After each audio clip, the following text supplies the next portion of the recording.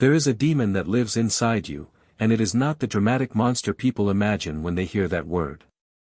It has no horns, no claws, no supernatural face.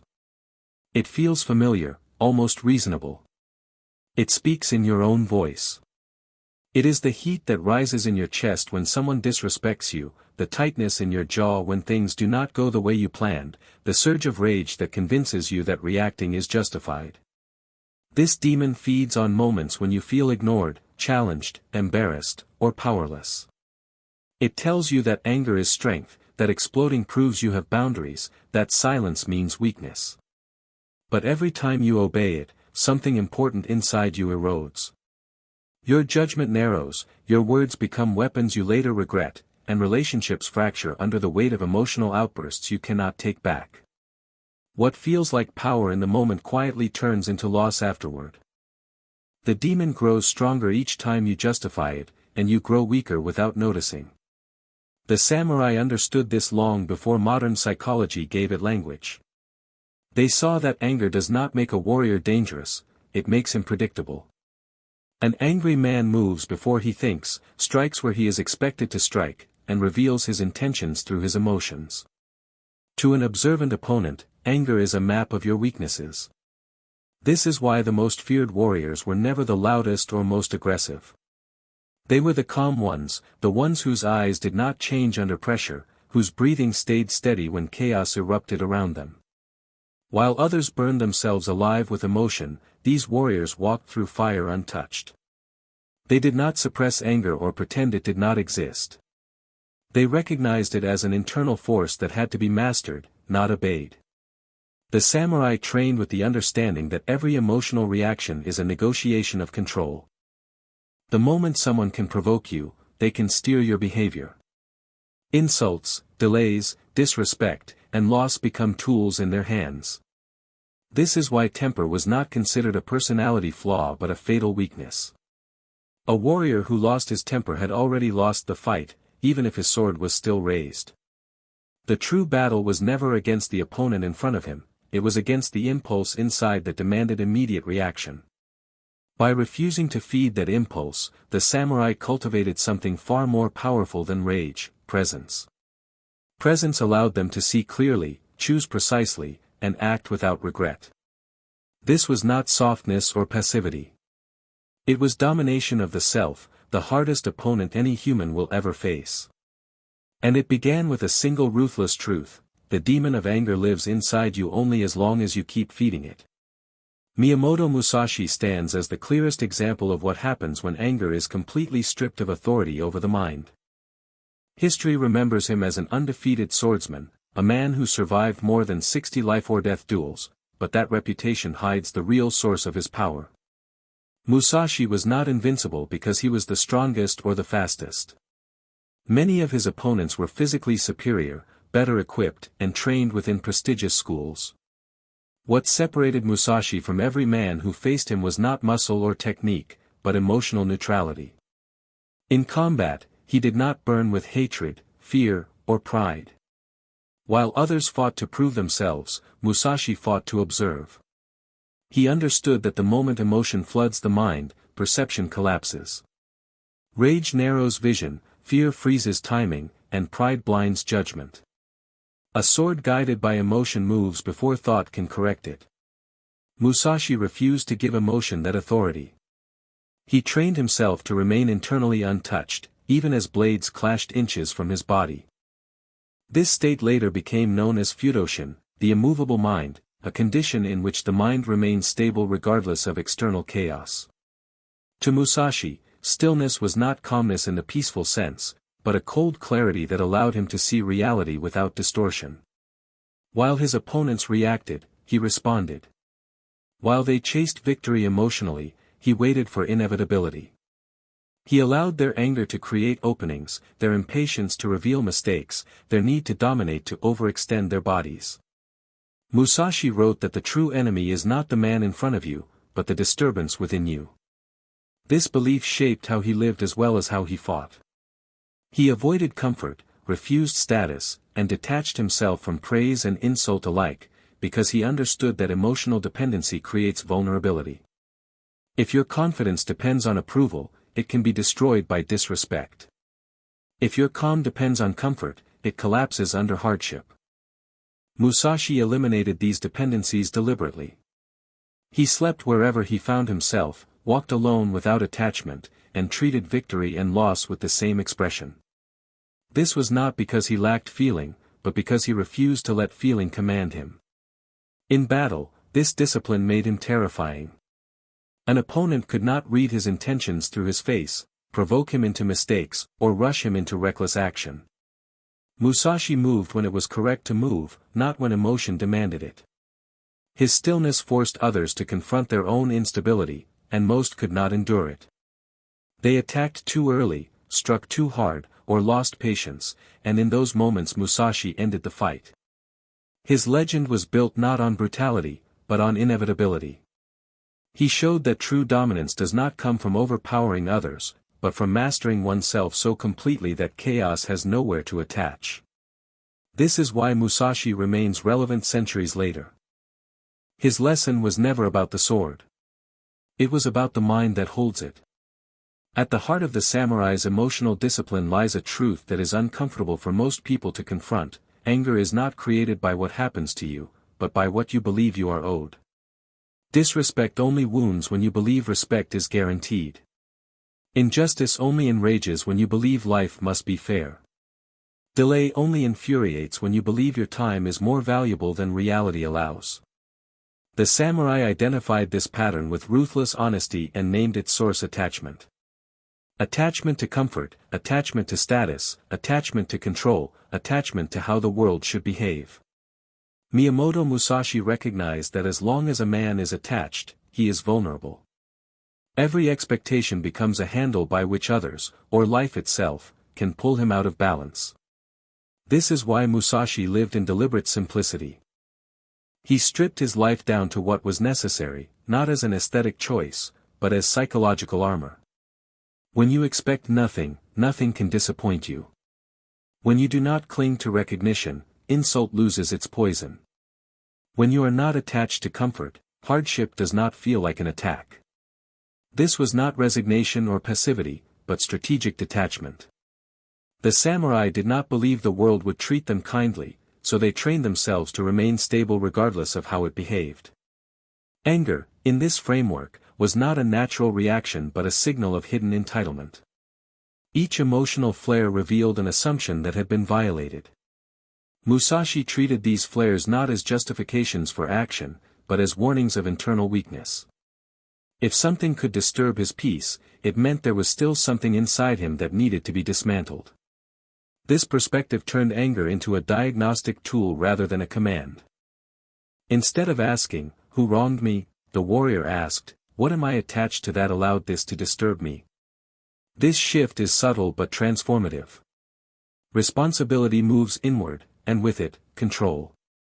To support this mindset, samurai training deliberately removed comforts that created emotional dependence. Warriors slept on hard ground, endured hunger, and walked long distances alone. These conditions were not meant to glorify suffering, but to dissolve the belief that comfort was a right. When discomfort is expected, it loses its emotional charge. When ease is no longer assumed, its absence does not provoke anger. Musashi took this further by rejecting reputation itself. He did not seek approval, titles, or belonging. Praise and blame passed through him equally, because neither defined him. Ego, to Musashi, was a liability.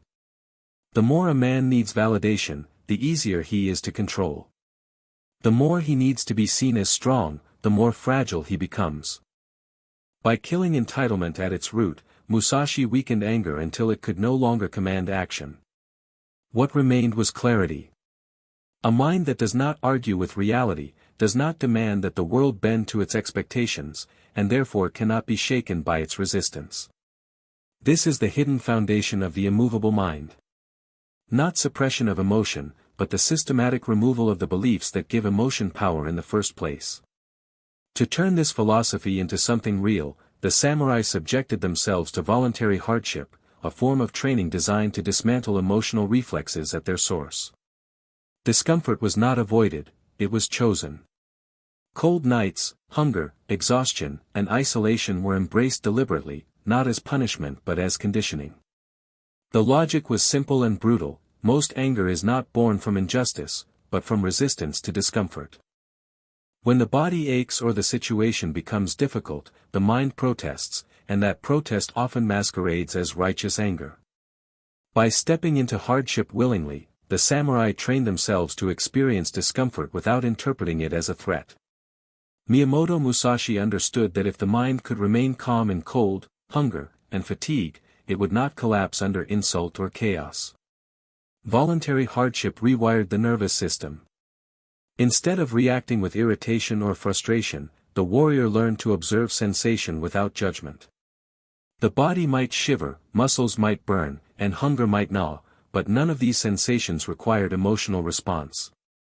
This separation between sensation and reaction was critical. Most people fuse the two automatically: pain equals anger, difficulty equals resentment, delay equals frustration. Samurai training broke that fusion. When discomfort became familiar, it lost its authority. Cold was just cold. Hunger was just hunger. Neither carried insult, injustice, or meaning. Over time, this training created an internal resilience that could not be shaken by external pressure. Musashi's lifestyle reflected this principle completely. He refused stable shelter, avoided luxury, and traveled constantly, exposing himself to uncertainty by choice. This was not romantic asceticism. It was tactical self-mastery. Comfort breeds expectation, and expectation breeds anger when violated. By eliminating comfort as a baseline, Musashi removed one of anger's primary fuel sources. The mind adapted to instability, and stability was no longer required for peace. This conditioning extended beyond physical hardship into mental discipline. Long periods of silence, isolation, and monotony forced the warrior to confront the restless mind directly. Without distraction, irritation surfaced clearly, revealing how quickly the mind demanded stimulation and ease. Instead of escaping these states, the samurai sat with them. They learned that irritation peaks and fades on its own when it is not obeyed. This lesson was foundational: emotion is temporary unless fed by thought. When thought is withdrawn, emotion dissolves. Voluntary hardship taught patience at a cellular level. The warrior stopped negotiating with discomfort and stopped demanding relief. This created a deep internal stillness that could not be rushed or provoked. In battle, this training manifested as unbreakable composure. Pain, fear, and surprise did not hijack the mind because the nervous system had already been trained to remain present under strain. The warrior did not need perfect conditions to function. He functioned because conditions no longer controlled him.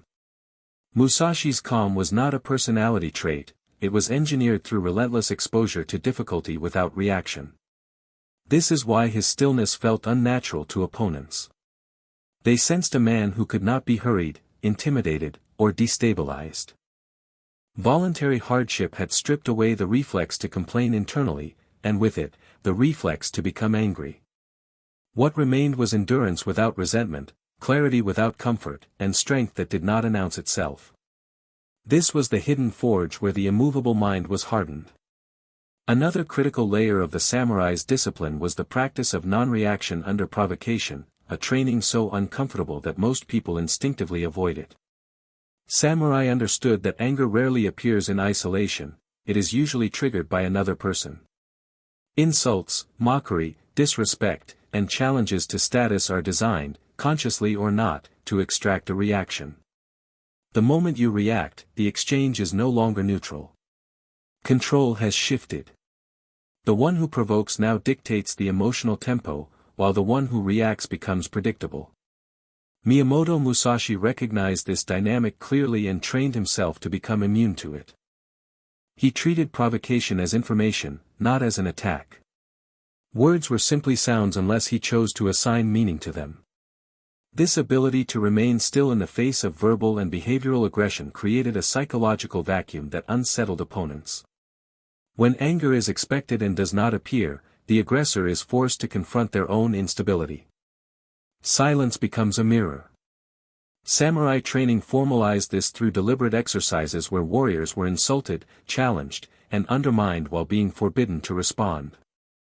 The goal was not emotional numbness, but emotional sovereignty. By refusing to explain, defend, or retaliate, the warrior learned that self-worth does not require external confirmation. Each successful moment of non-reaction weakened the ego's demand to be seen, respected, or validated. Over time, insults lost their potency because there was nothing inside left to hook into. Musashi understood that words cannot injure the body, but reactions can destroy judgment. Anger shortens time perception, accelerates movement, and collapses patience. In combat, this leads to premature attacks, overcommit strikes, and loss of strategic depth. By remaining silent and still, Musashi forced opponents to reveal their intentions. Frustration caused them to rush. Their need to dominate made them careless. Their anger created openings that discipline exploited. Non-reaction was not passive endurance, it was active psychological warfare. The calm warrior dictates the pace without moving. This discipline extended beyond duels into daily life. The samurai did not argue to prove intelligence, did not defend reputation reflexively, and did not chase the last word. They understood that every unnecessary reaction reinforces emotional dependency. When you feel compelled to respond, you are already entangled. Musashi believed that true power is the ability to let things pass without engaging. This does not mean avoiding action when action is required. It means choosing action consciously rather than reflexively. The warrior who cannot be provoked cannot be manipulated. Threats fail, insults dissolve, and intimidation collapses in the absence of reaction. Over time, this practice created an internal silence that was not empty, but alert.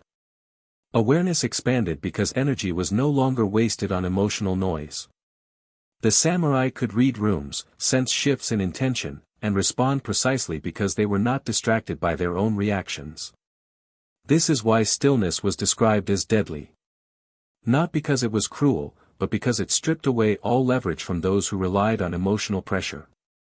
Musashi's calm was not indifference, it was disciplined attention.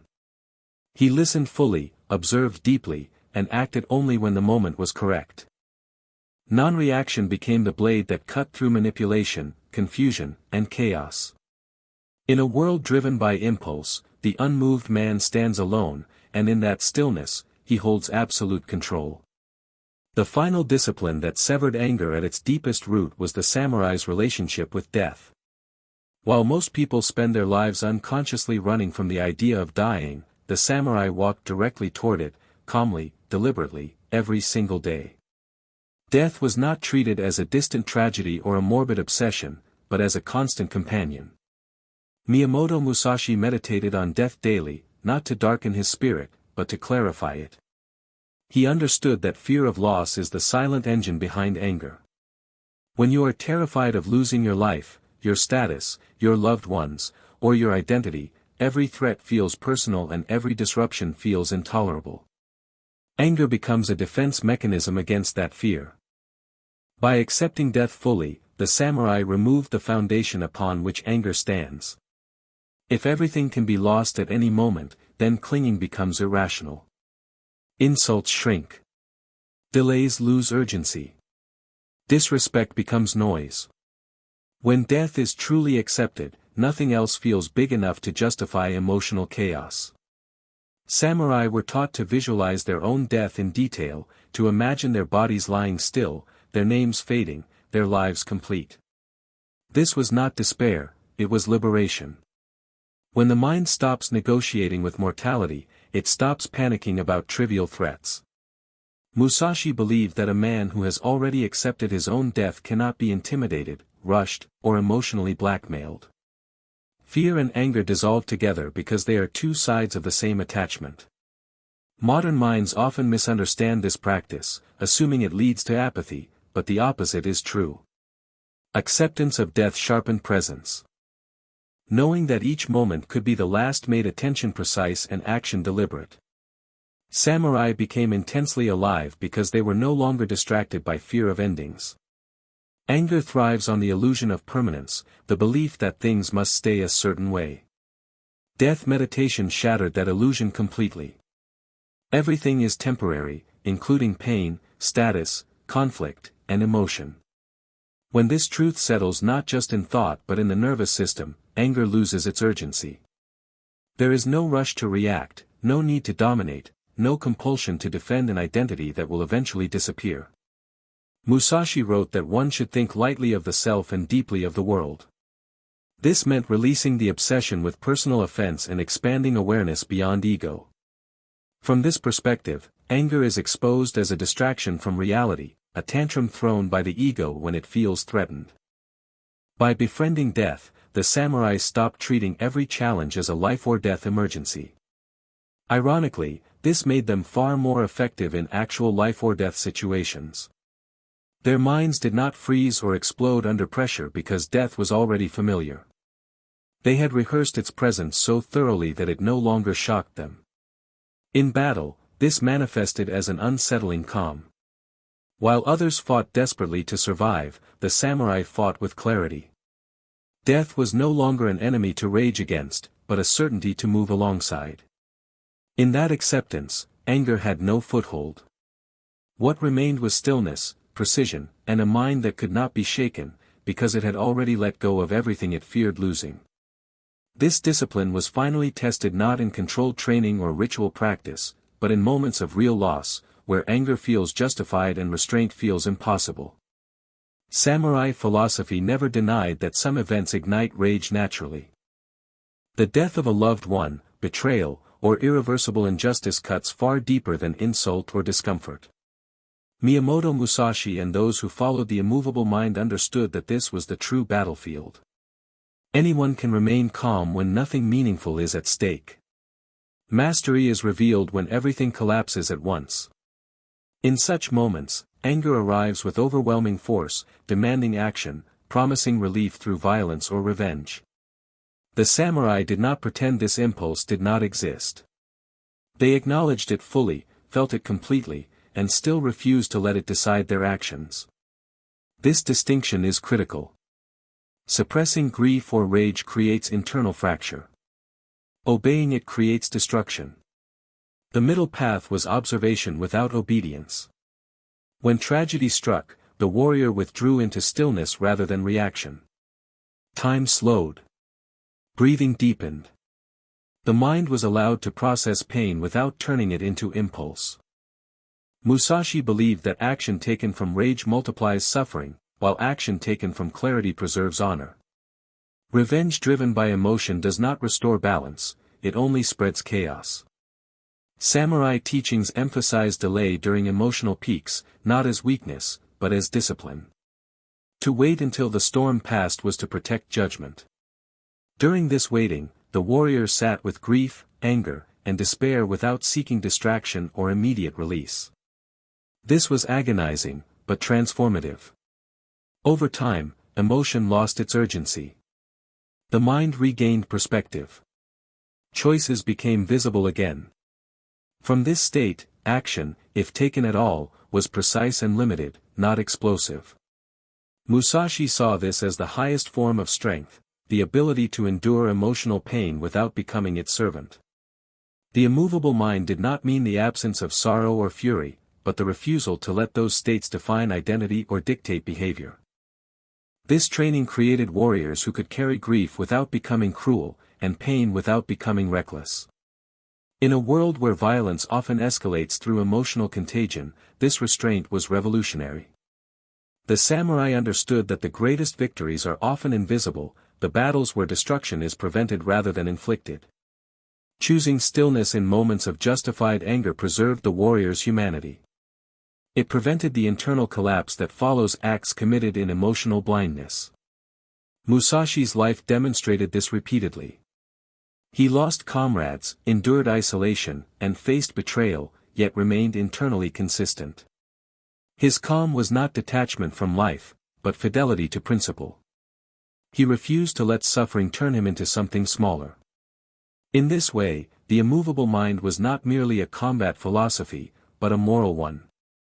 It demanded that the warrior be accountable not only for actions, but for the mental state from which those actions arose. Anger could be felt, honored, and released, but never allowed to rule.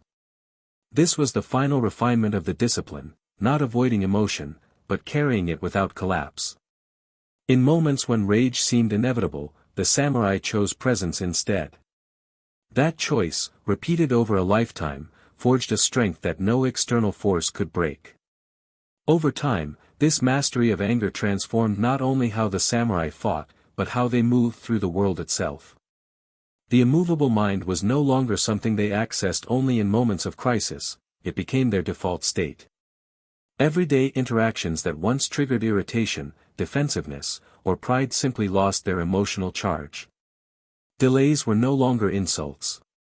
Criticism was no longer a threat. Disrespect was no longer personal. This did not make the warrior detached from life, but deeply grounded in it. Because they were no longer consumed by internal reactions, they could pay full attention to what was actually happening. Miyamoto Musashi understood that awareness is diluted when emotion dominates the mind. Anger fragments attention, pulling it inward toward wounded ego and imagined battles. Stillness, by contrast, expands perception outward. The calm warrior sees more, hears more, and understands more. This heightened awareness created an almost supernatural reputation around figures like Musashi. Opponents felt seen before they even moved.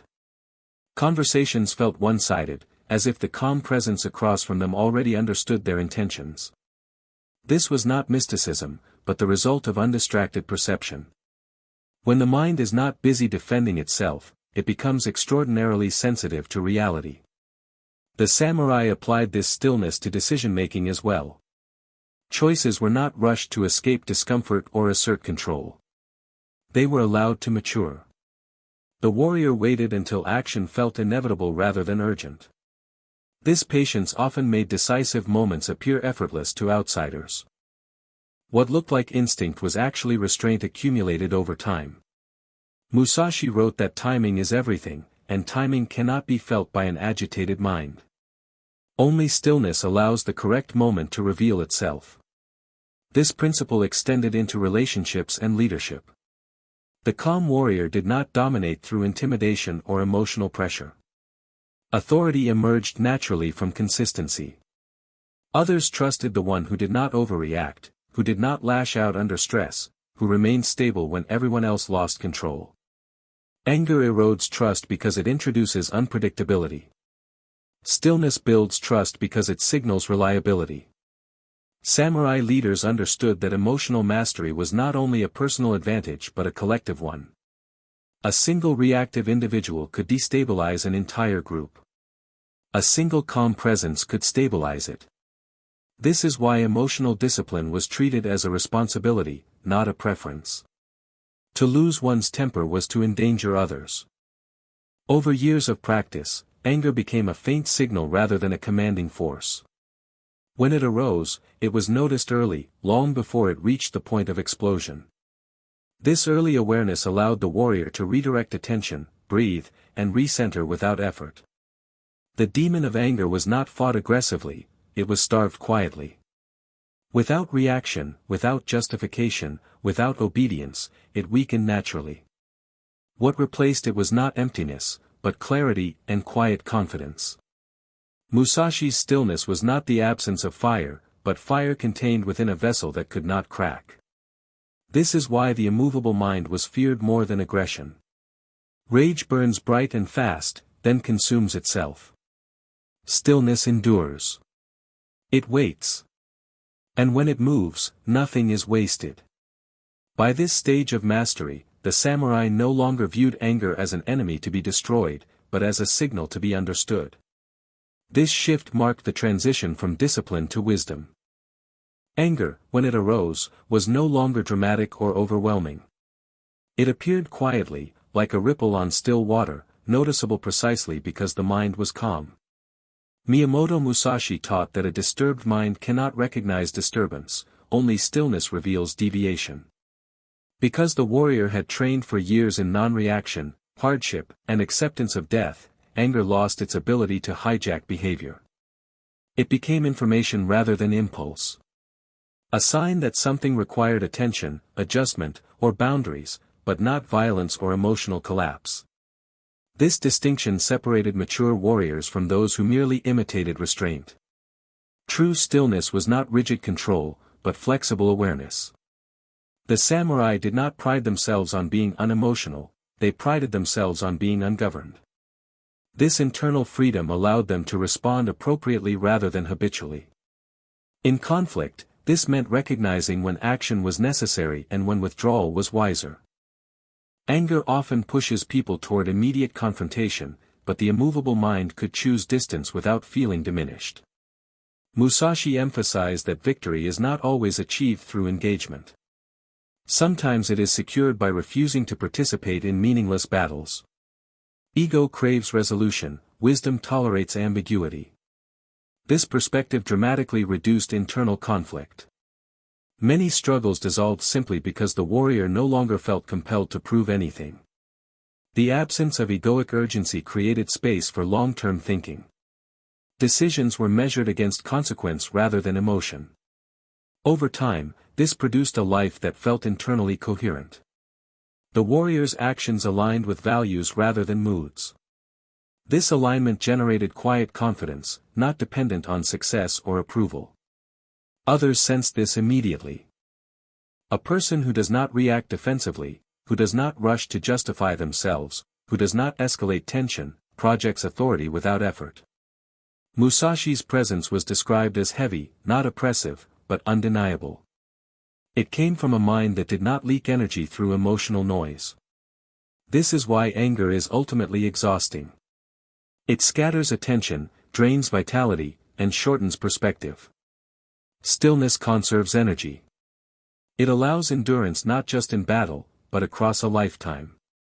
The samurai path was never about short bursts of dominance. It was about sustained integrity. Anger corrodes that integrity slowly, convincing the individual that reaction is necessary, even virtuous. The immovable mind exposes this as illusion. True strength lies in continuity, the ability to remain oneself across changing circumstances. Musashi's teachings pointed toward this continuity. When anger no longer dictates behavior, identity stabilizes. You are no longer a collection of reactions, but a presence that remains intact regardless of external pressure. This is the deeper victory of the samurai. Not the defeat of opponents, but the unification of the self. A mind that does not fracture under provocation becomes a reliable instrument. It can be sharpened, directed, and trusted. In this state, anger has nowhere to live. It may pass through briefly, but it cannot settle. The warrior has become immovable not by force, but by understanding. And understanding, once embodied, does not fade. The final realization of the samurai path is both simple and devastating to the ego: the world does not need to change for you to be at peace. This understanding marks the completion of the immovable mind. By this stage, the warrior no longer seeks to eliminate anger, control others, or engineer perfect conditions. He understands that anger survives only where resistance exists. When resistance ends, anger starves. Miyamoto Musashi's ultimate discipline was not about domination, victory, or even survival, but about internal alignment with reality as it is. Life brings disrespect, loss, chaos, and unfairness without asking permission. To demand otherwise is to live in constant friction. The samurai chose a different path. They adapted themselves to reality instead of demanding reality adapt to them. This choice created an unshakable calm that felt almost inhuman to outsiders. The warrior no longer asked, "Why is this happening to me?" but "What is required of me now?" This shift removed the emotional charge from experience. Events became neutral. Meaning was applied consciously rather than emotionally. In this state, anger has no narrative to sustain it. There is no story of injustice, no obsession with being wronged, no internal argument with fate. There is only presence and response. Musashi believed that when the mind stops arguing with life, it becomes free. Free to act decisively, free to endure quietly, free to walk away without resentment. This freedom is why the immovable mind was considered dangerous. Not because it was violent, but because it could not be coerced. A person who does not react cannot be controlled through fear, insult, or pressure. Their center remains intact regardless of circumstance. Over time, this mastery reshaped the warrior's entire identity. Anger was no longer something to manage, it was something that rarely appeared at all. Without entitlement, ego, or fear-driving behavior, emotional storms lost relevance. The warrior did not become passive or detached, but deeply effective. Action emerged cleanly, without hesitation or regret. Speech became measured. Silence became comfortable. The need to dominate conversations, prove worth, or assert superiority vanished. What remained was quiet authority. Others felt it immediately, even if they could not explain it. This was the legacy of the samurai who mastered anger. Not myth, not legend, but a lived psychological discipline. It is the same discipline that remains relevant now, in a world equally driven by provocation and reaction.